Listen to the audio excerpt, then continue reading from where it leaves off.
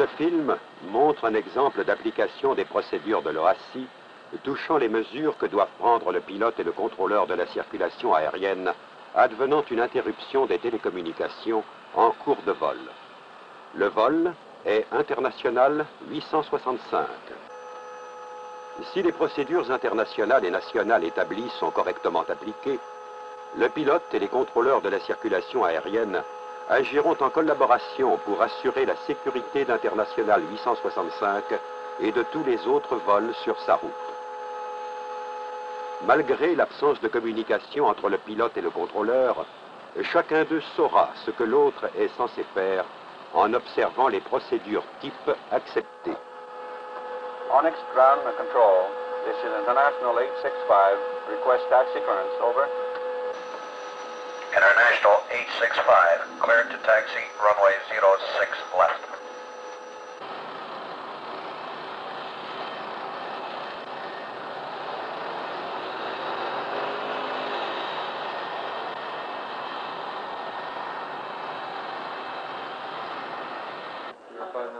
International 865, cleared to Topaz VOR.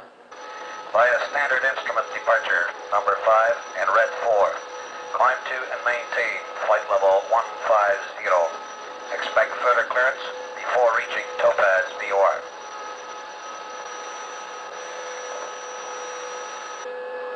Roger, International 865, cleared to Topaz VOR via standard instrument departure number 5 and red 4. Climb to and maintain flight level 150. Expect further clearance before reaching Topaz VOR.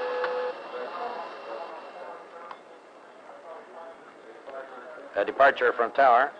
International 865 is ready on 06 left. International 865 is cleared on 06 left.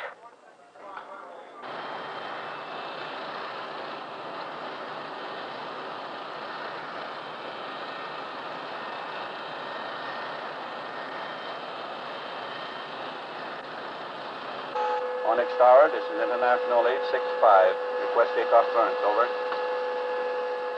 International 865 cleared into position, runway 06 left and hold.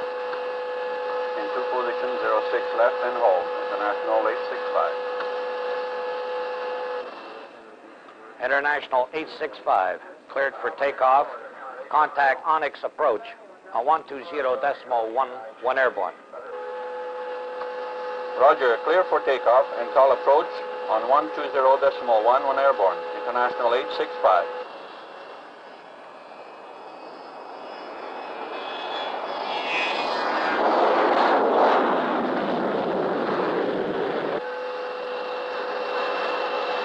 Gear up. Gear coming up.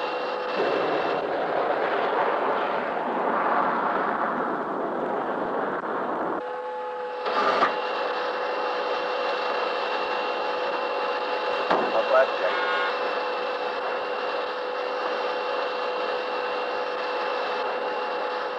Onyx approach, this is International 865, airborne, runway 06 left.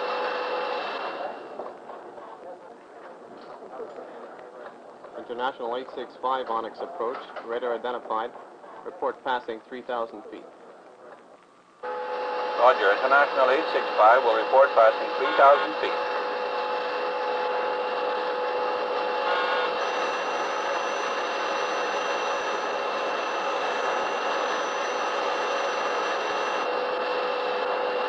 Onyx approach, International 865, passing 3,000 feet. International 865, have you passed 3,000 feet?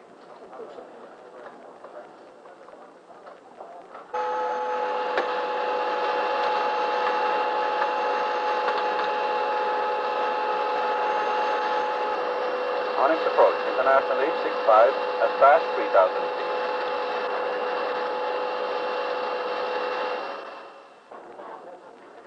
International 865, Onyx approach, how do you read on 120.1, over?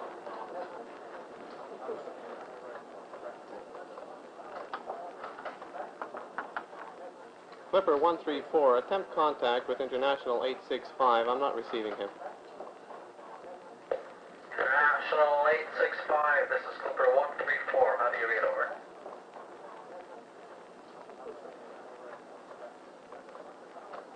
Tower from departure. As International 865, return to your frequency. Negative, no contact on this frequency. Ticket breakers are all in.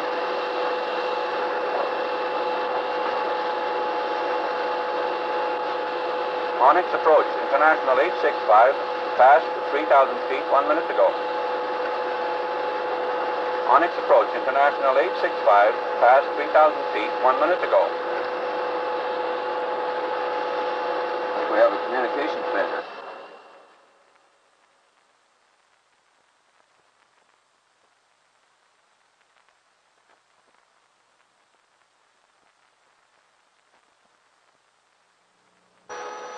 Une interruption des télécommunications s'est produite. Mais à ce stade, le pilote peut ignorer si c'est l'émetteur ou le récepteur, ou les deux à la fois, qui ne fonctionnent pas.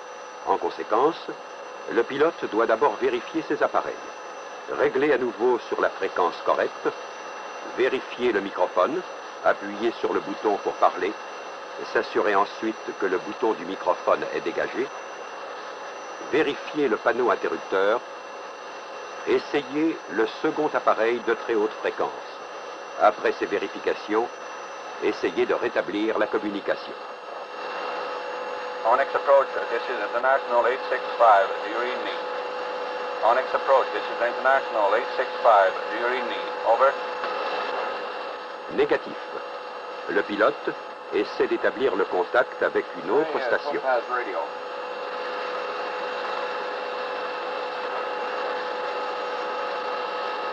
Topaz Radio, this is International 865, do you read me? Topaz Radio, this is International 865, do you read me? Over. Encore négatif. Le pilote essaie d'entrer en contact avec d'autres avions ou d'autres stations au sol pour relayer son message. All station, this is International 865, do you read me? All station, this is International 865, do you read me? Over. Si toutes ces mesures échouent, le pilote sait alors qu'il y a interruption des télécommunications. Lorsqu'un pilote se rend compte qu'il peut y avoir panne de ses appareils de télécommunication, il doit immédiatement décider des dispositions à prendre. Les procédures de l'OACI touchant l'interruption des télécommunications et les mesures à prendre par le pilote apparaissent à l'annexe 2. Toutefois, le pilote doit consulter son manuel d'exploitation pour s'assurer des procédures applicables à une zone particulière. Les pilotes d'aviation générale trouveront cette documentation dans la publication nationale d'information aéronautique. Lorsqu'une interruption des télécommunications se produit, le pilote a deux parties reliées aux conditions météorologiques. S'il vole dans des conditions météorologiques de vol à vue, le pilote doit, si possible, continuer de voler dans ces conditions, atterrir à l'aérodrome approprié le plus proche et rendre compte de son arrivée à un organe du contrôle de la circulation aérienne par les moyens les plus rapides. Si les conditions atmosphériques rendent impossible la continuation du vol à vue, ou si l'avion vole dans des conditions météorologiques de vol aux instruments, le pilote doit poursuivre sa route jusqu'à destination conformément au plan de vol et à l'autorisation du contrôle de la circulation aérienne. Ce parti est le seul possible pour International 865. Arrêtons-nous un moment pour examiner le plan de vol que le pilote d'International 865 a déposé au centre Onyx. Les prévisions météorologiques impliquaient des conditions de vol aux instruments de 240 mètres au niveau de vol 250 pendant toute la durée du vol. Voyons maintenant le vol prévu pour International 865 jusqu'à sa destination à l'aéroport Emerald. Après le décollage d'Onyx, la trajectoire de vol comprend un départ normal aux instruments vers le radiophare d'alignement Topaz, puis la montée au niveau de vol 260 et son maintien jusqu'au radiophare Northway.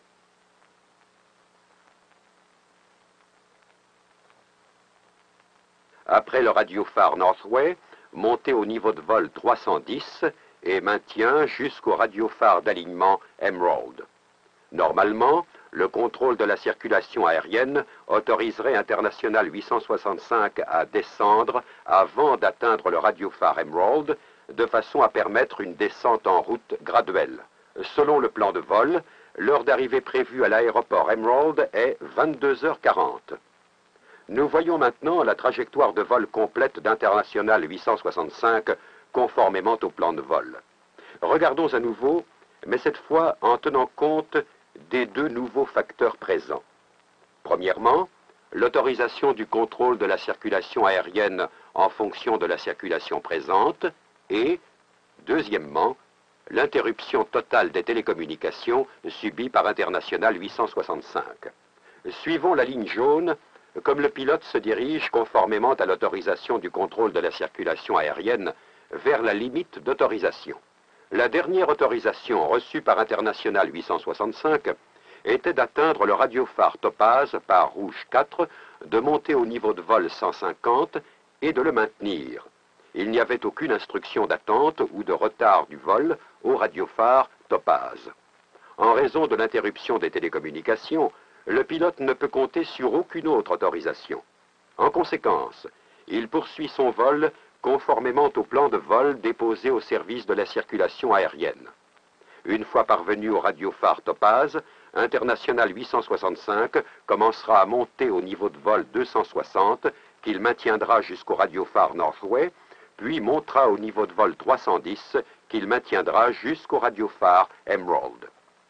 Le pilote doit diriger son vol de façon à arriver au-dessus du radiophare Emerald aussi près que possible de 22h40, heure d'arrivée prévue originale à l'aéroport Emerald, qui sera utilisée pour l'aide à la navigation désignée de l'aéroport de destination. Avec ces images de la trajectoire de vol, retournons à la cabine de pilotage et voyons ce que les pilotes peuvent faire d'autre, puisqu'ils ne peuvent pas recevoir ni, autant qu'ils sachent, émettre. Dans un avion équipé du radar secondaire de surveillance, le pilote peut placer le transpondeur au mode A, code 7600. C'est une façon sûre d'indiquer au contrôle de la circulation aérienne qu'il y a interruption des télécommunications, car un signal spécial apparaît alors sur l'écran radar à l'organe du contrôle de la circulation aérienne. Observons maintenant le contrôleur de la circulation aérienne. Quelles sont ses responsabilités et que fait-il pour assurer la protection de l'avion quand il y a interruption des télécommunications? Chaque fois que le contrôleur de la circulation aérienne éprouve des difficultés à communiquer avec un avion, il vérifie d'abord ses appareils. Essayer de communiquer par l'intermédiaire d'un autre avion, tel que Kleppe 134, représente un moyen de confirmation rapide et précis. Si l'avion et le centre de contrôle disposent tous deux du radar secondaire de surveillance, le contrôleur de la circulation aérienne essaie d'établir s'il y a interruption totale des télécommunications ou simplement panne de l'émetteur de l'avion, en demandant au pilote de changer le code du radar secondaire de surveillance. Si le centre de contrôle ne dispose que du radar primaire et que l'avion soit à portée de radar, le contrôleur de la circulation aérienne demande au pilote d'effectuer un virage spécifié pour accuser réception du message. Pour prévenir les collisions, le contrôleur devra réautoriser tout autre aéronef susceptible de gêner l'avion ayant subi une interruption des télécommunications. Le contrôleur de la circulation aérienne transmet sans accuser de réception, sur les fréquences disponibles, les fréquences de réception en phonie des aides appropriées à la navigation et des aides d'approche, des renseignements sur les mesures prises, les conditions atmosphériques favorables à une procédure de percée des nuages dans une zone où l'on peut éviter une circulation dense,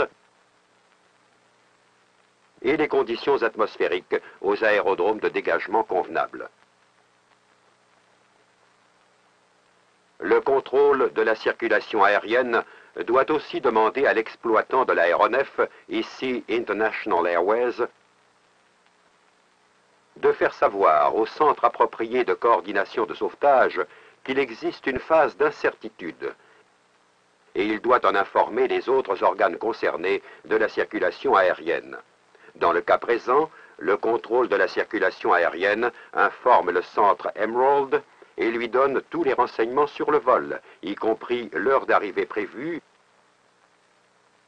et l'aérodrome de dégagement, soit par communication en phonie, soit par l'envoi d'un message radio d'interruption des télécommunications.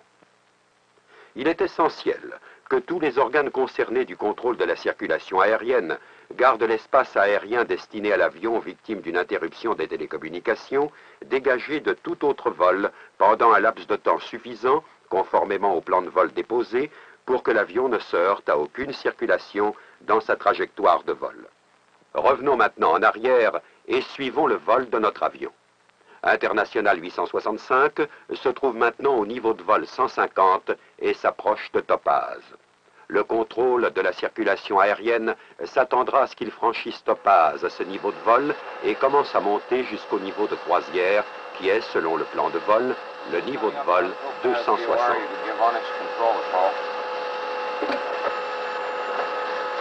Phoronix control.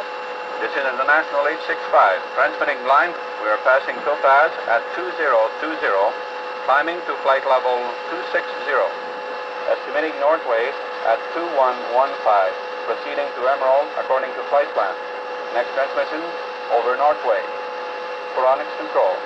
This is International 865. Transmitting line, we are passing Topaz at 2020, climbing À mesure que le vol se poursuit, le pilote doit, au cas où l'émetteur de l'avion fonctionne, transmettre sans accuser de réception ses comptes rendus de position à chaque fois que l'avion franchit un point de compte rendu ou une limite de contrôle ou change de niveau de vol.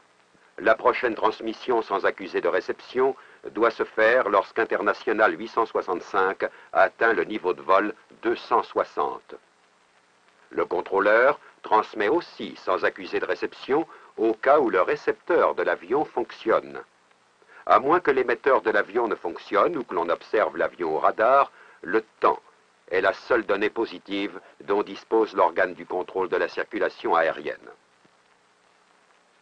Selon le plan de vol déposé, International 865 est censé être au point de transfert entre les centres de contrôle régionaux Emerald et Onyx à 21h05.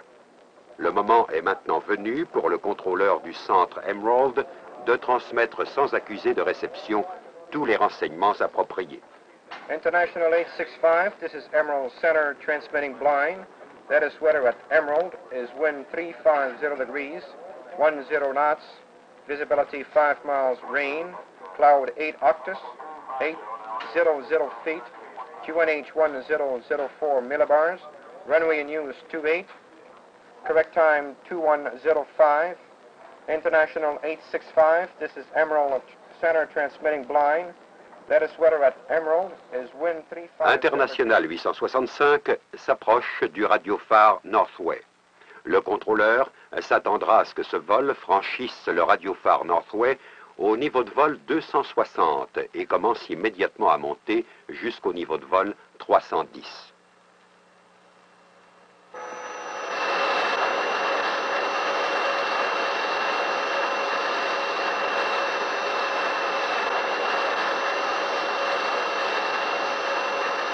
Emerald control. This is International 865 transmitting blind. Over Northway, VOR at 2115, flight level 260, climbing to flight level 310, estimating Emerald VOR 2240. Emerald control, this is International 865 transmet également sans accuser de réception quand il atteint le niveau de vol 310. Il est temps d'examiner l'heure d'arrivée prévue d'International 865 à l'aéroport d'Emerald. Selon le plan de vol, l'heure d'arrivée prévue est 22h40.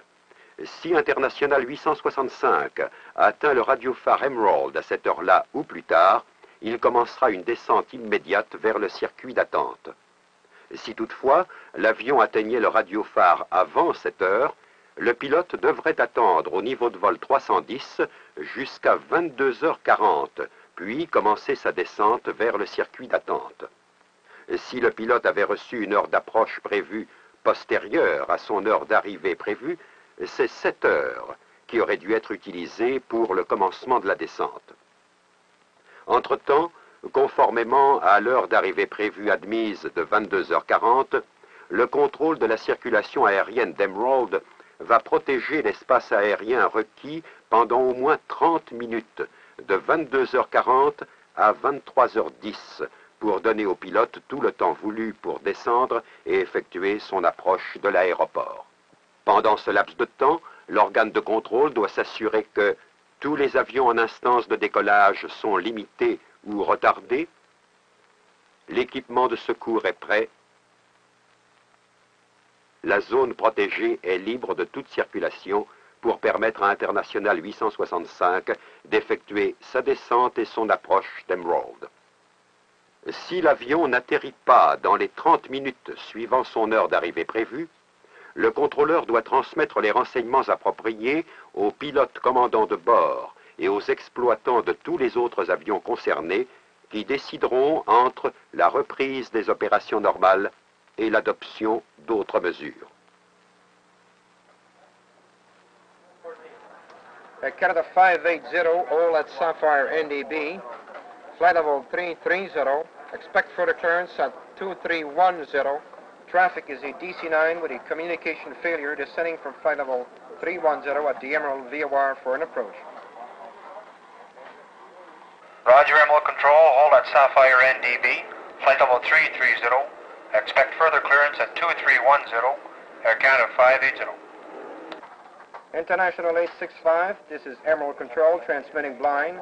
Latest weather at Emerald, wind 350 degrees, 10 knots, visibility 5 miles, rain, cloud 8 octaves, 800 feet, QNH 1004 millibars, runway in use 28, correct time 2230. You are considered a communication failure and traffic has been cleared for your ILS approach. Tower from center, International 865 should be over the VOR at 2240. We are suspending traffic for him until 2310 to allow him to descend and land. Please advise when you see him land. Roger, we will keep you advised. We're now just coming up to the VOR. We should get an indication shortly.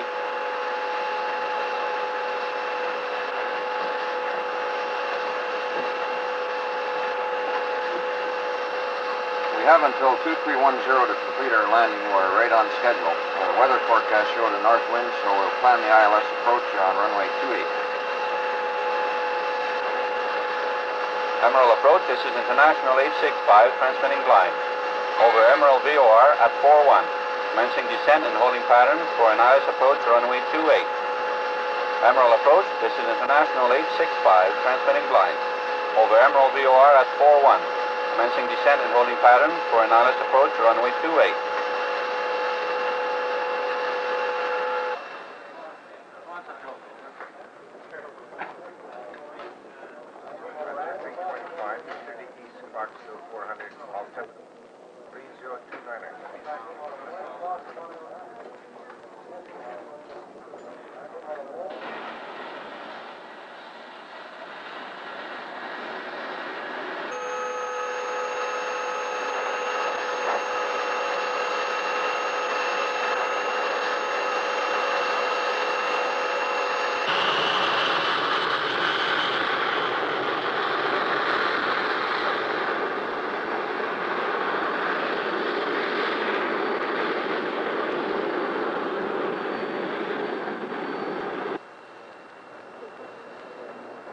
DC-9 has just landed on runway 28.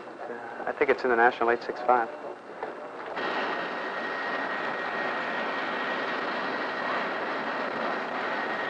It's an international registration IT ACM.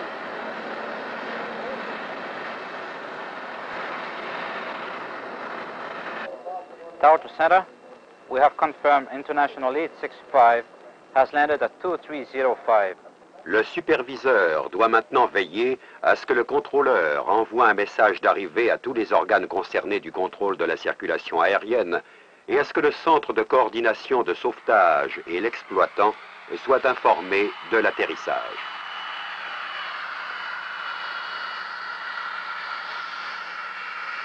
Nous venons d'assister à l'accomplissement d'un vol sans les communications air-sol normales. Le vol a été mené de façon compétente et sûre. Le pilote et le contrôleur étaient tous deux parfaitement conscients de leurs besoins réciproques. Grâce à l'application de procédures établies et au respect d'un plan arrêté d'avance, un avion subissant une interruption des télécommunications peut poursuivre sa route vers sa destination sans risque indu pour la sécurité de l'appareil, de ses passagers, de son équipage et des autres avions.